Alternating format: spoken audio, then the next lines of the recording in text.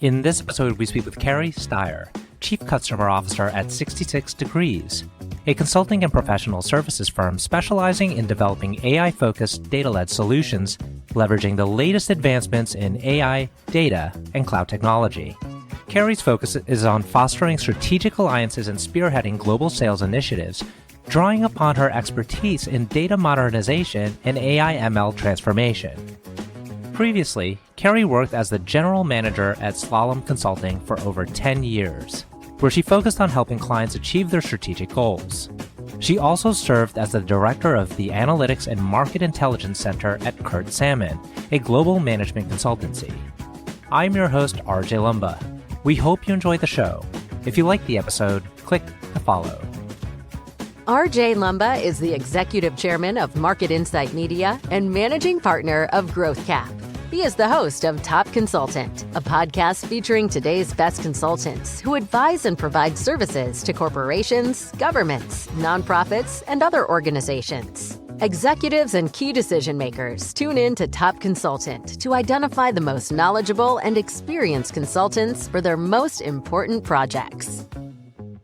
Carrie, thank you so much for taking the time to chat with us today. It's a delight to be with you. Thank you so much. I appreciate the time too. Very interested to learn a little bit more about your firm. You know, we interview and feature in our publication some of the majors that everyone's familiar with, the, McKinsey, Bain, BCG, et cetera, Accenture. Not as familiar with 66 Degrees. Clearly, you play in an important space, and that's within the tech space and getting further into that AI, cloud, machine learning, et cetera. So maybe to kick us off, tell us about 66 Degrees. Yeah, I'd love to. Yeah, 66 Degrees. Our mission statement really is to help organizations shape the future of work by harnessing the power of cloud, data, and AI. And we fit in this really unique spot of being able to bring global expertise to the mix and work with our clients in a way that they're creating opportunity for themselves to either, compete against their competition or potentially become the market leader in the industries that they're in. And you have an interesting background. You've been in the consulting industry for some time, holding leadership positions. You were previously at Slalom. Tell us a little bit about your background and your kind of history and growing up in consulting. Yeah, I appreciate you saying for some time. What I say to my people is probably I've been a consultant longer than you've been alive in some cases. So it's been a while, yes. And really, I've seen it from all kinds of places. When I started in consulting, I actually hung my own shingle and sort of went out on my own and did my own thing. And then joined a small firm years ago out in California that I helped grow and sell before I joined Slalom and spent a little over 12 years at Slalom in Chicago, leading and running their Chicago office and growing that to a really nice size of over 800 consultants working and serving clients in Chicago. The shift to 66 a little over a year ago now was really to do what I love, which is growing and building organizations in a place where I'm actually servicing the needs of our clients. And the nice new challenge for me is really thinking about that global workforce and how do we bring it all together and be able to do that in a way that is cost effective as well as very efficient. You have a very unique skill set. Not everyone can help grow and build an organization. It involves high emotional intelligence. It involves attracting the right talent, retaining that talent. Can you share with us some insights into how to grow a firm? You actually stated it in the question. It does involve very much the people. The reality is, in terms of growing a consulting firm, you got to first realize what the business is all about, and it's all about the people. So being able to, one, yes, attract as well as then grow, involves being able to create opportunities for people. So if you can paint that picture of what we're trying to do and grow it and show where somebody else can take their career and challenge them to work within the challenges that exist within a business, they get excited about it. I love our 4 values here at 66. It's commit to your craft. So be really good at what you do. And that allows people to work in their strengths and lean into what they do really well and be committed to that. We obsess over clients, which is any consulting firm should be doing. Some do it well, some don't. But I think when we do obsess over them and learn them and get to know their business, it's exciting and it makes it something that's enjoyable. But we also win together. So part of that attracting the right people is also realizing you're attracting them to be on a team. And I just actually was at my daughter's dance competition last night, and they won the conference meet, which was pretty exciting. But you could tell the girls that really enjoyed being with their team because they danced amazing. And then the ones that are like, yeah, this is my team and I'm on it. Mhm. And when you can build an organization where you pull a team together and they're excited to be on that team, you get to win together. So that's one. And then the last value we have is embrace the challenge. And the challenges in any organization come in multiple places. And for us, sometimes, yes, it's our challenges within of what do we need to do to grow things. And sometimes it's with their clients of they're trying to do something really difficult. And we hire a bunch of people who love challenges. And so bringing those together to embrace those challenges and be able to move forward are pretty important. It's really difficult to attract and hire the talent when they're looking at other firms in the industry. They could say, oh, this other firm maybe has, more brand name recognition. A lot more of my friends have gone to work at those firms. You may be a little bit smaller or earlier stage. So how do you ensure that you get the right talent? Yeah.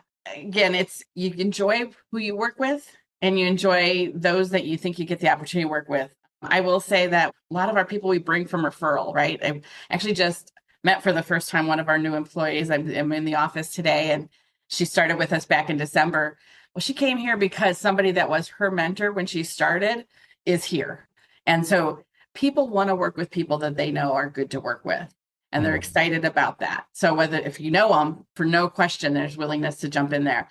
I think we're in a really interesting spot as an organization to be able to attract talent, being on that leading edge of cloud data, AI, and really helping organizations go beyond even just a use case and diving into how do I transform my business in a way I'm thinking about all those things connected.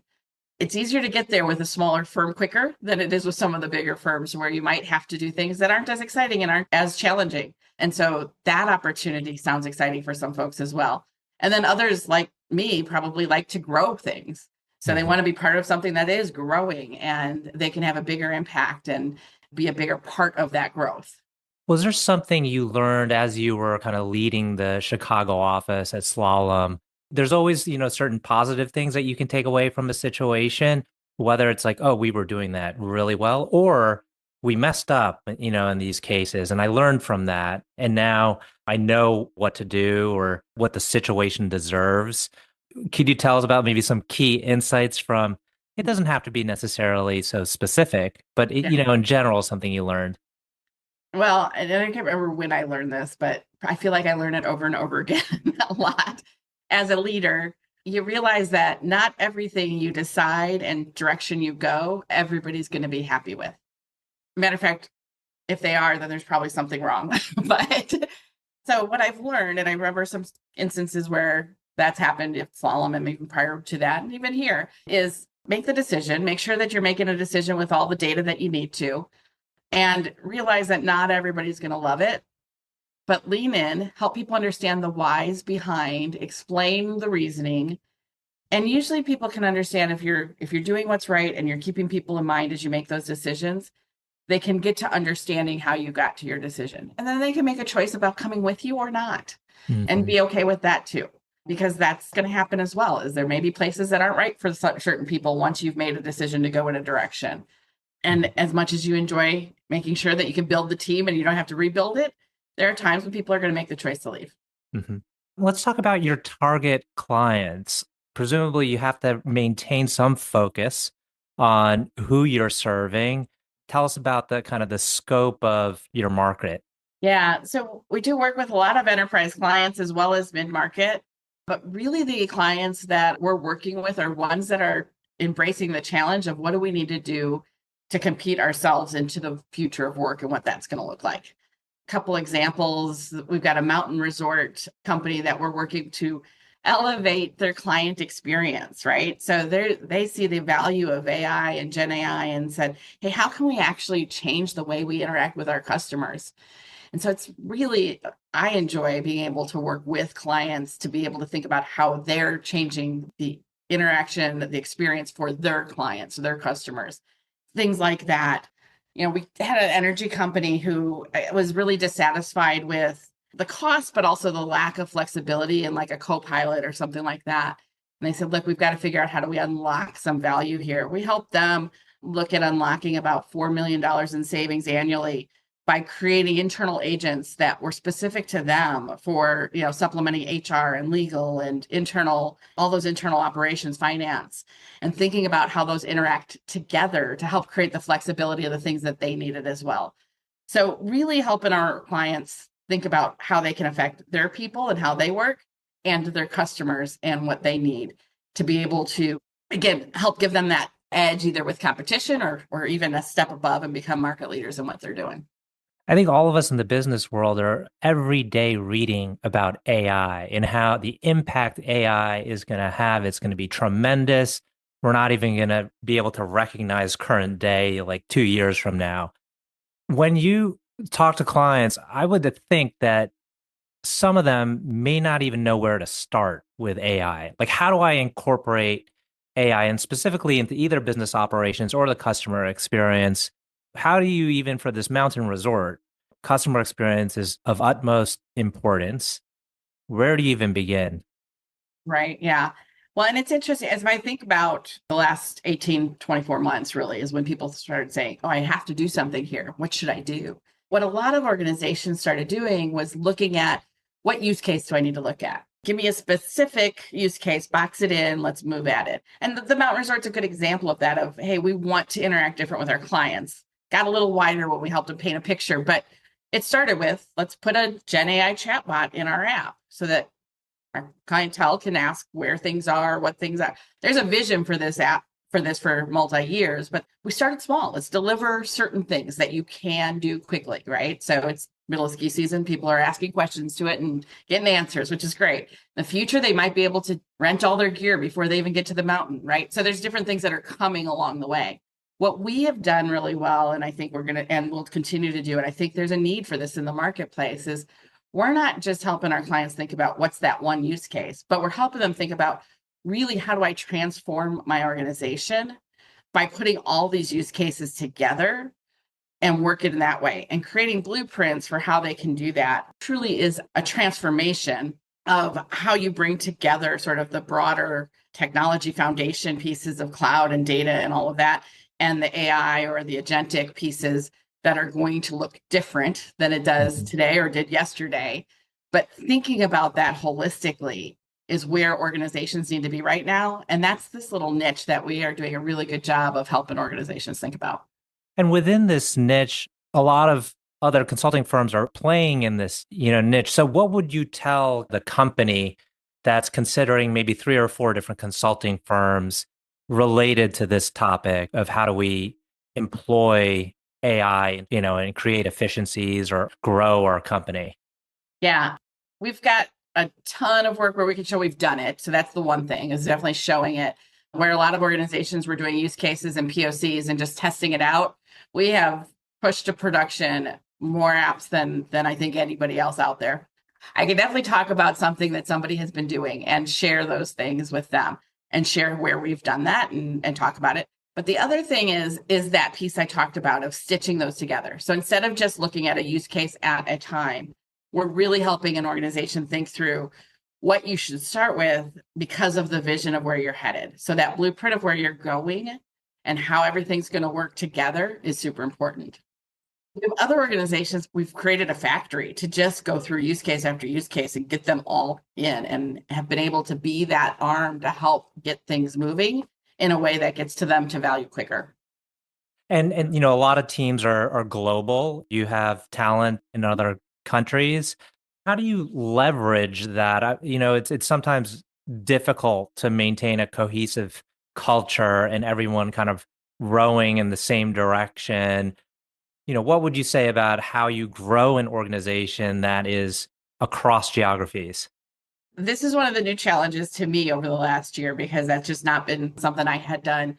But we've had a team of a little over 100 in India. I've got teams in Costa Rica and Canada, and as well as in the US and the UK. And I say a little over 100, it's probably more than that because it's growing every week. But what I will say is I went and I found somebody who's a really good co-partner for me in growing that practice. And we talk twice a week, making sure that we're on the same page, working in the same direction. And then we've traveled teams back and forth. So I send some of my team to India to spend time with the teams there, understand how we're working together, put in good together playbooks to make sure we're on the same page. We've sent some folks here into the US to do the same and to meet with our clients, to demonstrate things. We've actually hosted clients at our offices in India as well that have taken the trip over to India to meet the team and see some demos and understand that. Those kinds of interactions have us all feeling like we're part of one team, we're going to win together, but also the goal of obsessing on the clients and thinking about them first is universal between us. And so figuring out what do we need to do to win together and obsess over our clients has gotten us to a place where I think we got second to none in terms of the ability to be able to deliver globally. We share something in common in that we both have two teenage kids. Curious, you're a busy person. I find myself to be, busy and, it's increasing. How do you manage between being a parent and your career? So I married really well. I'll start there. I have a wonderful partner, my husband, who does a really good job of making sure the household is in order. And then I make it a priority. You have to schedule the time. As I mentioned, I was at a competition last night, right? I checked out of work at 4 o'clock to get to that competition, and I get the work done when I need to get done. But making priority the time that the kids are around, they may not be willing to talk when they're teenagers, but if you're there when they're there, you're going to get some of that. But it's really intentional. It has to be, just as it has to be intentional for me to spend time with my husband too. You have to make it intentional, otherwise it will get missed. And I think that's what makes us all much better rounded people, when we make the time to enjoy the things we love, including our friends and family. And do you still have 4 dogs? I still have 4 dogs, a few more than my husband wanted, but I do have 4 dogs. I'm at a limit though. The county I live in Illinois only lets me have 4 unless I get a breeder's license, and that's out of the question. And my dogs are a variety of breeds because I believe a lot in diversity. So I have a German Shepherd, a Yellow Lab, a long-haired Dachshund, and a Corgi. So a lot of interesting mixes there. Love it. Last 2 questions. One, can you tell us about a person who has had a profound influence on you? Yeah, I know you were going to potentially ask this question, and there's so many people in my life that have had an influence on me. And so it's hard to come down to a person because I've got people who've helped me think through, how do I interact with folks? How do I lead? What is going on? And so it's hard not to mention somebody like Joe Baird was the CEO of a company out in California that I helped grow, and loved working for him and learning from him how to lead people. I, enjoying the team I'm working with now and the ones at Slalom. But I will say the longest influence on me has definitely been my father. And just one of the things that he did when I was a teenager, or even younger probably, but I remember it specifically, is he was really good at admitting when he didn't do it right and being willing to apologize. And having an adult at the time, I was a child, be willing to apologize, helped me realize I don't always have to be right. And matter of fact, I should admit when I'm wrong and move forward. And that's impactful. And I think that shows up as you try to build good teams around you for them to realize that you don't think you're perfect either, but we're all going to get through this together. I just want to touch on a point on the first person you mentioned. What was it about his leadership style that was maybe different than you had expected? For Joe, it was not about him. It was about the others. It's about the people, as I've sort of mentioned along the way. And actually, as I think through the other good leaders that I've worked with over the years, it's about everyone else, whether it be the clients or the employees. And if that's the mindset that you wake up with, you're going to create a big impact on others' lives. That's wonderful. Last question. Can you tell us about a charity cause or other endeavor that you're passionate about? Yeah. So there's a couple of things I'm involved in. I sit on a board with the American Cancer Society here, of course, something I'm super passionate about. But there's an organization here in Chicago called the Justice Journey League. And I was able to take an executive leadership team with me on a journey.